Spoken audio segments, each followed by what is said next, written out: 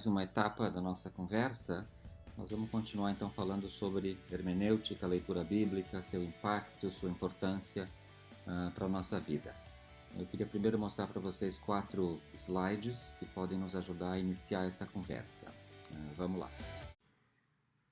4 coisas então que eu acho que seria importante a gente também relembrar nessa unidade.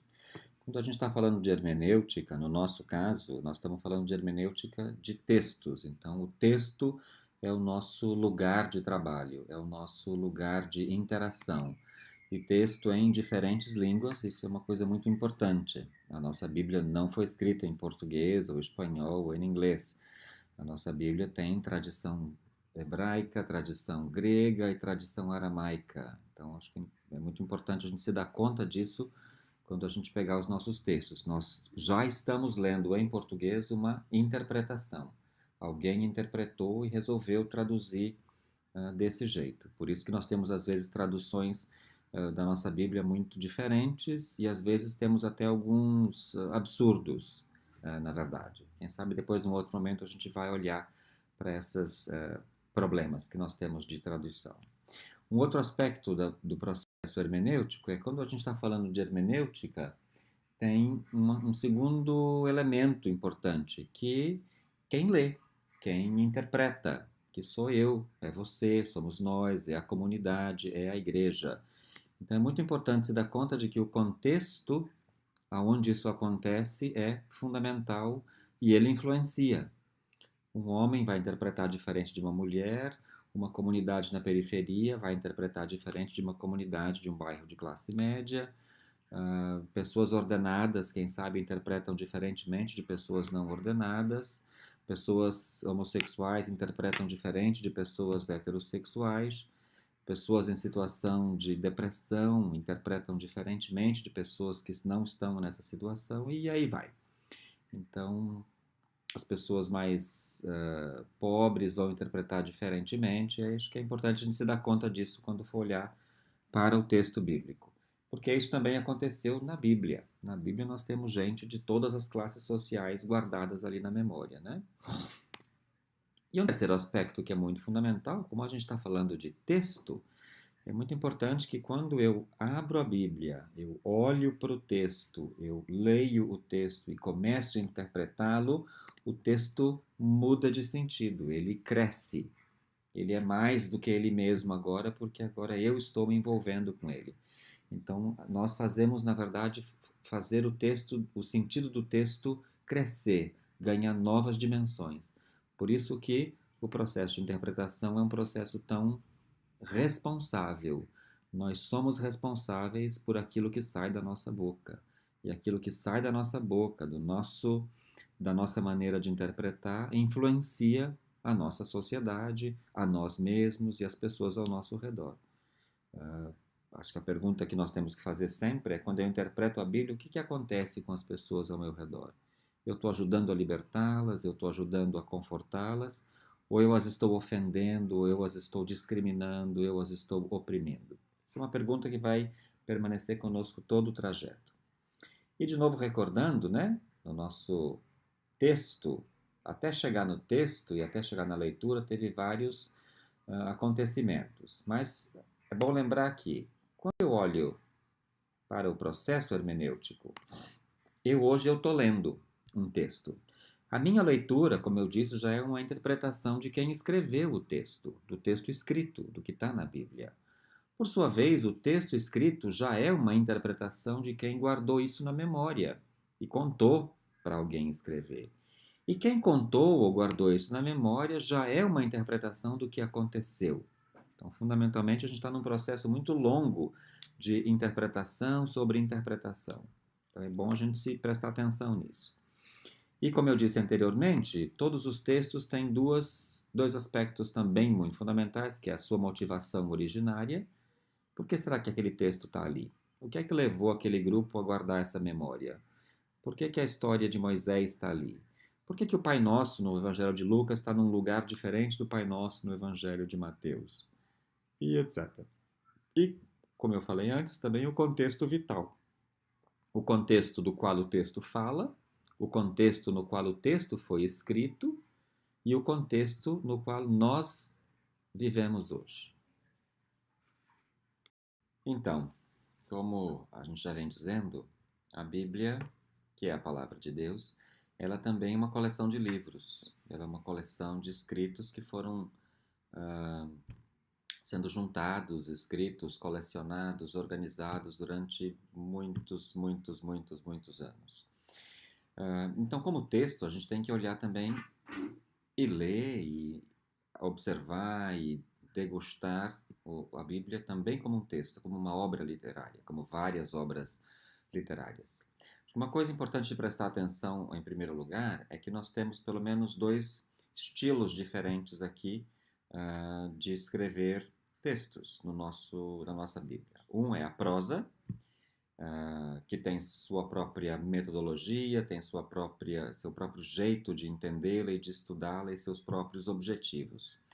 Você vai encontrar normalmente em algumas Bíblias a diferença entre prosa e poesia, que é o outro estilo, que também tem seu próprio mecanismo, sua própria engenharia e, portanto, também tem seu próprio objetivo, assim como nós temos hoje, obviamente. Mas vocês vão encontrar, por exemplo, na Bíblia de Jerusalém, para quem tem, talvez em outras Bíblias, é fácil encontrar a diferença entre prosa e poesia pelo jeito como o texto está formatado na sua folha. Então, olha aqui, na minha Bíblia, você vai encontrar. Esse aqui é uma prosa, por exemplo, porque você vê que ele está blocado. Ó, tem um bloquinho aqui, então ele está completamente blocado. Então, vários textos vocês vão encontrar isso. Ó. Isso aqui também é prosa. Vocês vão encontrar, por exemplo, em outros lugares. Vamos ver aqui. Aqui. Nos Salmos, por exemplo, vocês vão encontrar que ele não está blocado. Ele está meio livre. Então, esse estilo aqui é um estilo de poesia. E às vezes está misturado. Quer dizer, vamos pegar o livro, se vocês forem olhar o livro de Amós, por exemplo. Vamos achar aqui o livro de Amós, Oséias. Amós. O livro de Amós, por exemplo, às vezes tem uma mistura entre prosa e poesia.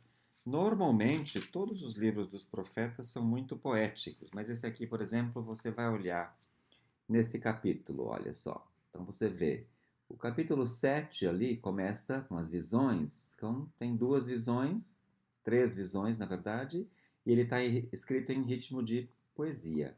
Mas aqui, aqui você já vai ver que mudou o formato. Então isso aqui já é uma prosa, já é uma narração. Então, é importante, em primeiro lugar, a gente perceber isso.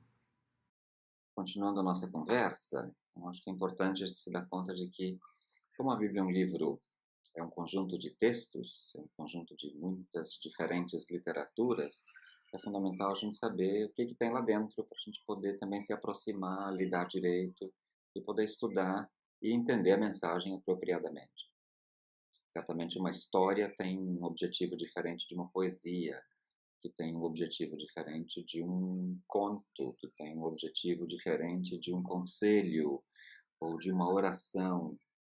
Então, por isso é importante a gente se dar conta dos diferentes gêneros literários para a gente, quando lê a Bíblia, poder circular e poder estar mais confortável na hora de entender o que é que o texto, quem sabe, está querendo dizer.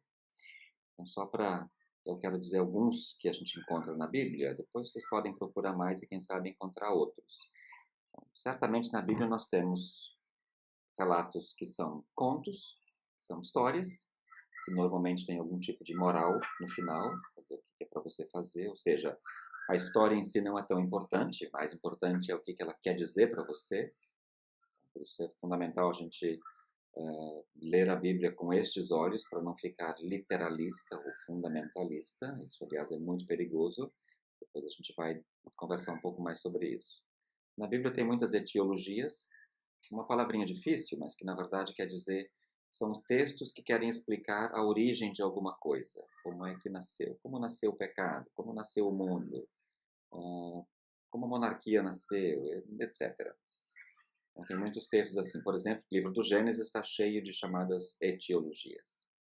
Toda a Bíblia tem muita profecia, é um estilo literário, é um gênero literário muito particular, você vai encontrar ela em toda a Bíblia, esse forte acento na denúncia, no anúncio, na transmissão da esperança, na transmissão da certeza de que Deus caminha com o povo, ou de que Deus tá muito consciente das consequências dos atos que vocês estão fazendo, que nós estamos fazendo.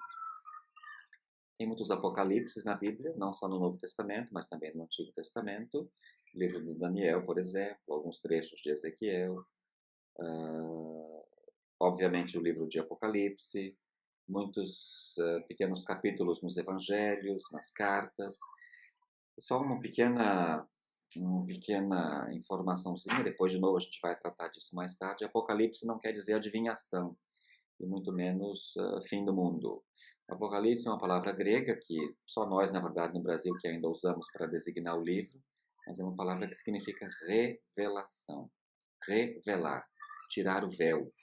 Ou seja, todos os apocalipses querem, na verdade, ajudar as comunidades a entenderem o que está acontecendo e a entenderem como sobreviver a esse momento que eles estão passando.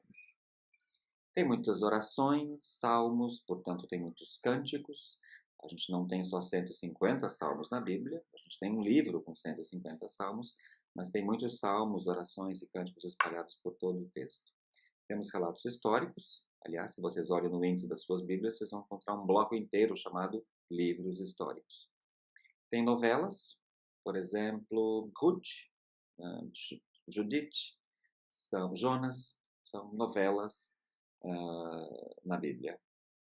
Temos muitos provérbios, todo mundo sabe para que provérbio serve, né? Que está muito ligado aos conselhos e à sabedoria.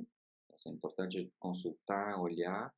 E claro que é muito importante se dar conta de que muitos conselhos ou muitos provérbios estão ali não para a gente repetir, né? Mas é para a gente não repetir, para a gente não fazer de novo.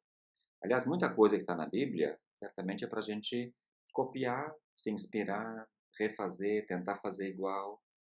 Mas também é importante se dar conta que tem muita coisa na Bíblia que não é para fazer, que está lá como um alerta, como uma notícia de que isso não deve ser feito, isso não combina com o projeto de Jesus. Temos muitas pregações, a palavra mais chique para isso é parêneses, né? Então a gente tem muita pregação. Por exemplo, toda a carta de São Paulo aos Hebreus, na verdade, não é carta, não é de São Paulo, muito menos aos Hebreus.